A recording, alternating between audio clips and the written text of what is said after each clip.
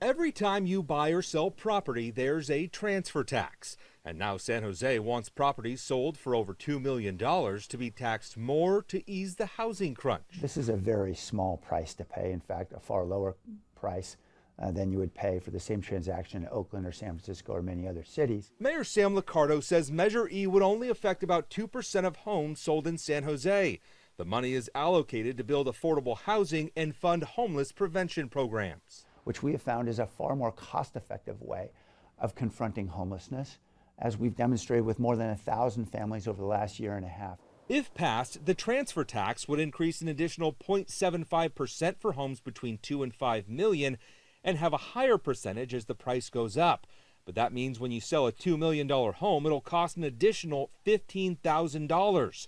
The Silicon Valley Taxpayers Association president says it's too costly. And taxes like Measure E are just going to negatively impact the cost of housing, which is going to drive more people out of California. He fears the developer fees on big sites would either deter them from building or they'd pass on the cost. Where are these large businesses and developers going to get the money to pay this tax?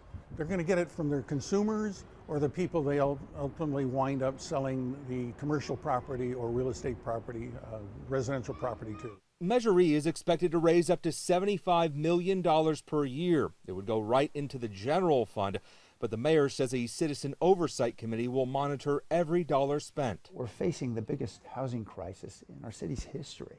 This is a small price to pay by a small number of folks who are very well situated to pay it, but the price of doing nothing is extraordinary. And if passed, it would go into effect July 1st. In San Jose, Ian Cole, NBC Bay Area News.